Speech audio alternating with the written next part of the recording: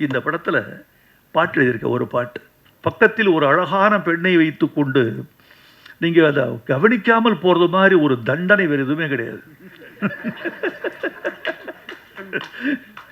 அதை நீங்கள் ரொம்ப அலட்சியப்படுத்திருக்கீங்க, ரொம்ப அழகா. அதில் ஒத்த பனைமரமாக நான் ஒத்தையில் நிற்கிறேனே, புத்திகெட்ட அத்தை மகன் புலம்ப விட்டு போறானே. இது ஒரு பெண்ணினுடைய ஏக்கம். இந்த முதல் வரி ஒத்த பனைமரமான்னு ஏன் சொன்னான், ஒத்த பனைமரமான்னு ஏன் சொன்னான், இந்த ஒத்த பனைமரம் என்கிற முதல் வரியில் இங்கே வச்சேன் இல்லையா, இதுக்கு ஒரு விடுகதை. ஒத்த பனைமரமா ஒத்தையில நிற்கிறனே, புத்திகெட்ட அத்தை மகன் புலம்ப விட்டு போறானே.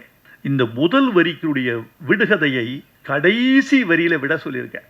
ஒருதலையா காதலிச்சா ஒன்று சேர முடியாது, ஒத்த பனைமரையில் ஊஞ்சல் கட்ட முடியாதுன்னு சொல்லியிருக்கேன்.